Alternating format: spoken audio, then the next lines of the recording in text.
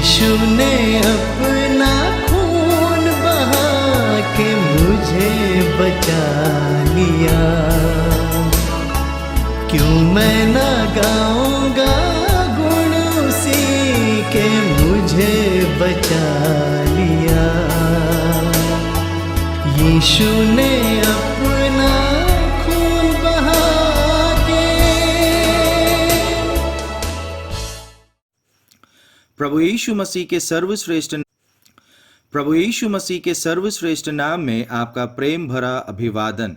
पवित्र बाइबल के 32वें भजन संहिता के 6वें वचन में हम इस प्रकार पढ़ते हैं, इस कारण हर एक भक्त तुझसे ऐसे समय में प्रार्थना करे जबकि तू मिल सकता है। निश्चय जब जल की बड़ी बाढ़ आए तो भी उस भक्त के पास ना पहुंचेंगी। नूह के समय में पृथ्वी पर मनुष्यों की दुष्टता बहुत बढ़ गई थी। परमेश्वर ने देखा कि उनके मन में जो भी विचार होते हैं वे बुरे ही होते हैं। तब परमेश्वर का मन बड़ा खेदित हुआ। परमेश्वर को बुराई पसंद नहीं है, वह पाप से घृणा करता है। इसलिए उसने मनुष्यों को जल प्रलय से नष्ट करने का निर्णय लिया।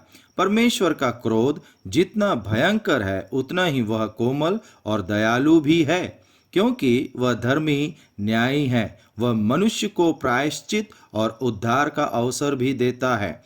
परमेश्वर ने नूह को एक बड़ा जहाज बनाने की आज्ञा दी। परमेश्वर ने लगभग 120 वर्ष का समय दिया। जब नूह यहोवा की आज्ञा के अनुसार जहाज का निर्माण कर रहा था तो वह आने वाली भयानक बाढ़ की चेतावनी देता रहा, लेकिन लोगों ने उसकी बात पर यकीन नहीं किया। वचन कहता है कि उस दिन तक लोग खाते पीते रहे, शादी ब्याह कर रहे थे, तब तक जल प्रलय न आ गया और उन सब को नष्ट न कर दिया। जब दरवाजा खुला तो उन्होंने जहाज में प्रवेश करने से इनकार कर दिया। अंत में केवल नूह का परिवार और जहाज के जानवर ही परमेश्वर द्वारा भेजी गई बाढ़ में बच गए। वचन कहता है, जब परमेश्वर का पुत्र आएगा तब भी ऐसा ही होगा।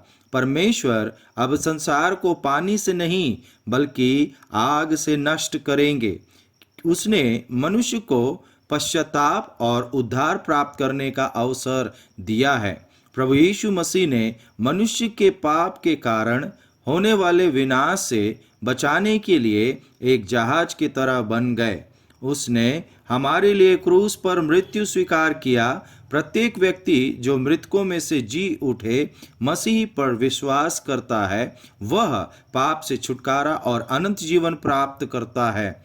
उसके दूसरे आगमन का समय हो गया है। यदि आप प्रभु को स्वीकार किए बिना दुनिया छोड़ देते हैं तो अनंत काल के लिए आग की झील में डाल दिए जाएंगे। नीति वचन में सुलेमान कहता है, कल के दिन के विषय में डींग मत मार, क्योंकि तू नहीं जानता कि दिन भर में क्या होगा। इसलिए प्रत्येक मनुष्य जिसे उद्धार प्राप्त करने का अवसर मिले उसे परमेश्वर से प्रार्थना करनी चाहिए ताकि वे भी मसीही नामक जहाज में प्रवेश करें।